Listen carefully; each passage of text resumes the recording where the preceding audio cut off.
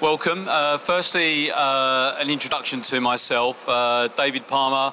I work for Marsh. Marsh is a US but global risk solutions broking house. We look to provide solutions across many industry sectors, but predominantly today the subject is about product recall in the supply chain and also crisis management. But what that can mean to your balance sheet, but also your brands and your corporate reputation. So just quickly, I'll spin through the agenda, some of the things that we're going to touch on today. We're going to talk about what crisis management is to you and to other people in the supply chain, what malicious tampering, the impact that can have in your business, and some case studies, what a governmental recall looks like, and third-party exposure, because it doesn't matter whether or not you are a finished products manufacturer or whether you are providing components or ingredients to others, you potentially have a product recall cost exposure. K&R, when we talk about crisis management, kidnap and ransom and extortion and some of those other aspects that we face in the supply chain, especially with our procurement people traveling to high-risk areas. Some of the losses and some of the incidents, some more case studies.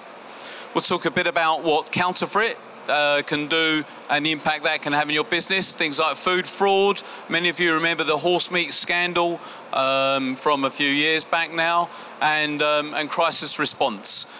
This isn't just about the insurance solution and the financial safety net that brings, but also how we can help to manage and prevent some of those risks.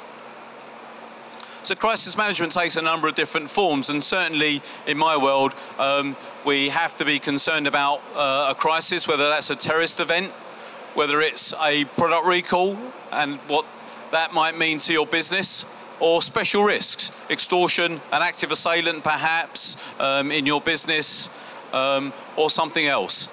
So our role is very much to protect property, products and people. So the supply chain, well, as far as the product recall is concerned, it's really those that have fast-moving consumer products. And the audience is wide, whether or not it's contaminated products from the food and beverage sector or anything ingestible, perhaps cosmetics and beauty products, but also fast-moving products like children's toys and sports equipment.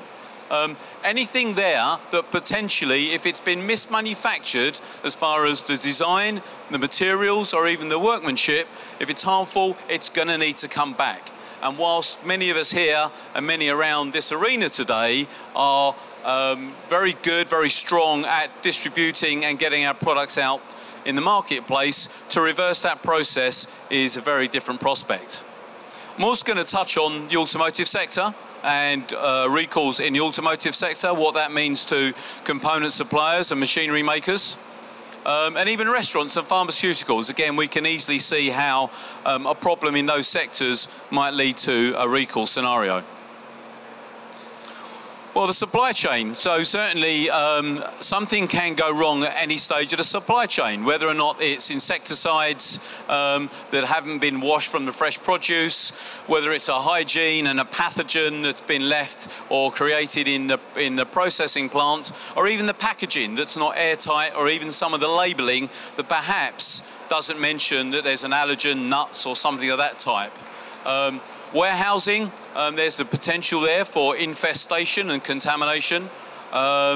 Distribution, those are refrigerated trucks. Of course, produce and products has to get to the end user, us the consumer, at the right temperature, or potentially have to be destroyed and replaced. Retail, where's the risk in retail? Well, we do see some issues still of malicious tampering. Sometimes it's a disgruntled employee, sometimes it's a crank or somebody else, but it still does go on, even with the proliferation of CCTV. And product recall, the table. Well, there I am saying from farm to fork. Well, we even have recall solutions for restaurants. And we've seen recent examples where Pret were being accused of mislabeling or not adequately labeling their products. So there are solutions throughout that supply chain.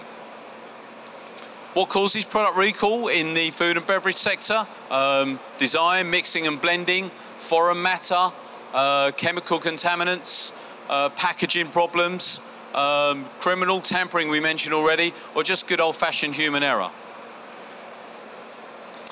So I said there'd be a few case studies, a few examples of what happens when something goes wrong. Well, Russell Hume, supplier of meat and poultry and game products, a very strong and sound company, BRC Grade A accredited, supplier to supermarkets, nursing homes, restaurants, a decent sized company, 302 employees, 50 years in the business.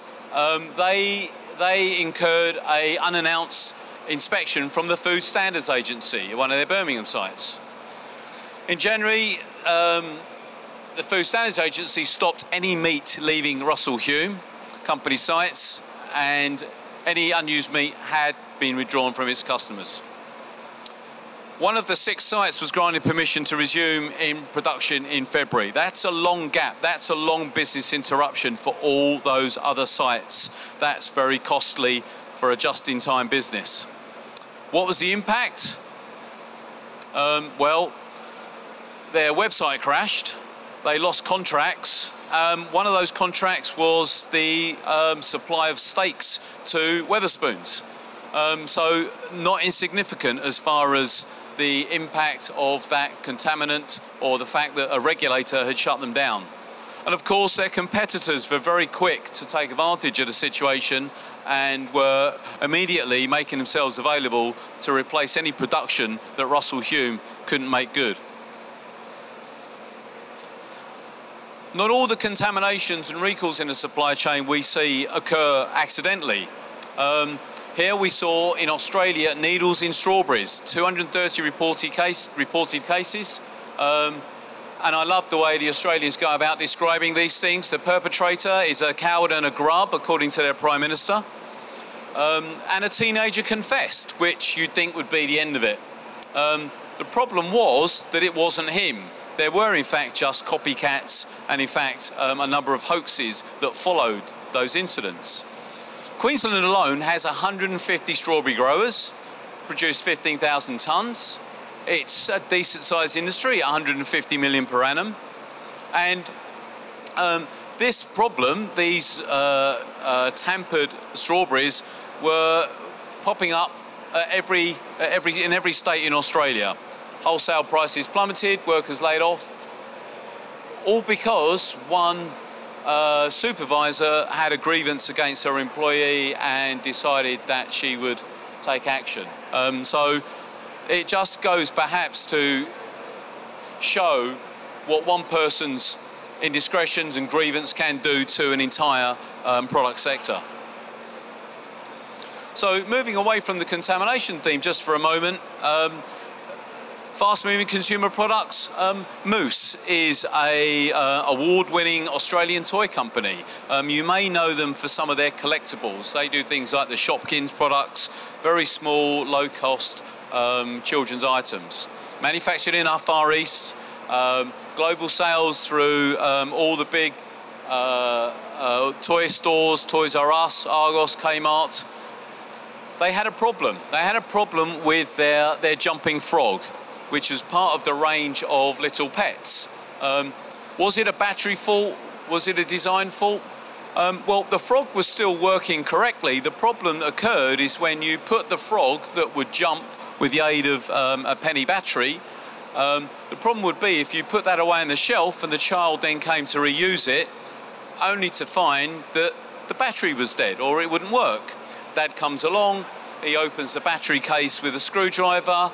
What was happening was that the battery had expanded and chemicals and battery acid were throwing themselves at whoever was opening the battery compartment. So this is a $15 toy. However, the distribution was such that the cost exceeded $15 million as far as recalling and replacing that, and notwithstanding the fact that obviously some of those retailers were looking for alternative toy suppliers as a result of that. And Moose had done all their due diligence. It was simply a case that they'd underestimated the expansion of the battery. The battery casing could have been larger. There was no ventilation in the battery casing either. So there is a risk solution, an insurance solution to the type of contaminations that we see there. It responds to an accidental contamination, even a product extortion. Pay me $500,000 or I'll put glass in the baby food. Well, I'm afraid manufacturers can't ignore that. Malicious tampering, we already saw an example, and mislabeling. Manufacturers every day produce perfectly good products, but if they've mislabeled it as far as the use-by date, the allergen and ingredients advice, then they potentially rendered a good product harmful through mislabeling. What do the costs look like? Well, they're broken down somewhat like this. So many of those costs you'd expect to see as far as a recall and a contamination and a product fault. But the big one there, of course, is the business interruption. Why is that the big one? Well, it means that if you can't find out where the issue occurred, you may have to stop production, you may have to clean down your production line. But the big one is that if the media gets to hear about that your product is harmful in some way, consumers will vote with their feet. And that is damage to your reputation, and that is damage to your sales. You may also lose a contract with your retail customer. Governmental and regulators can also enforce recalls, even if you are convinced through your own laboratory that you produce perfectly good products. The regulators may say, I'm sorry, we've seen enough consumer issues, we're going to enforce a recall. Third-party recall liability. It could be that you're providing ingredients or components to somebody else, and that they have decided that they're going to recall your products, your components. And adverse publicity. Well, back in the day, adverse publicity could mean that if your product was thought to be harmful and it appeared in the media, on the TV, on the radio, but now it can just be a consumer blog that can suggest that a product is harmful, that needs to be recalled. And of course, social media looks something like that. And that is potentially damage to your reputation and could result in a loss of sales. Many of the clients that we see think they already have recall coverage. It doesn't exist under the third-party liability section or in a property insurance. And there are gaps in those coverages where a standalone recall policy will help plug those costs. The other element of this is that there is consultant assistance as far as helping clients to manage their recall campaign with logistics experts that can help bring products back, but can also do some pre-incident training and help as far as traceability and batch coding is concerned to help stop these issues happening.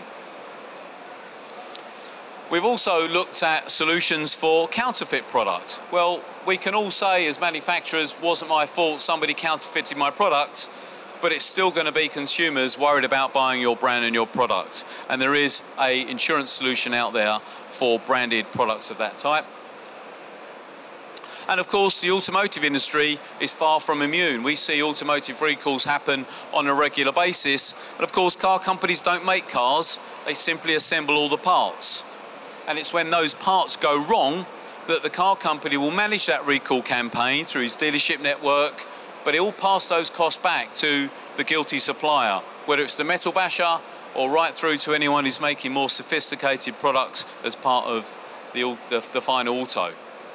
And the car industry is very sensitive to recalls. Of course, they are making cars as cheaply as they possibly can. They might use the same platform in many different models, but that also means if something goes wrong, it's very much more expensive.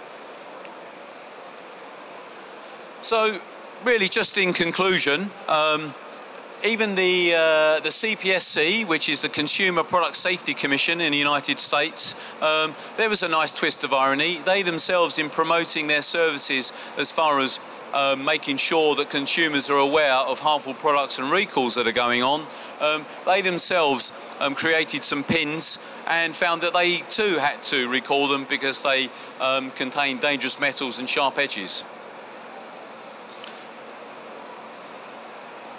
And my own favourite was these pencils, which were, with the best will in the world, distributed to elementary schools in New York by the Bureau for At-Risk Youth. The pencil seems innocuous enough, but what do we do when our pencil wears down? We sharpen it. And then we sharpen it again. So it just goes to show that none of us are immune. Thank you very much for listening.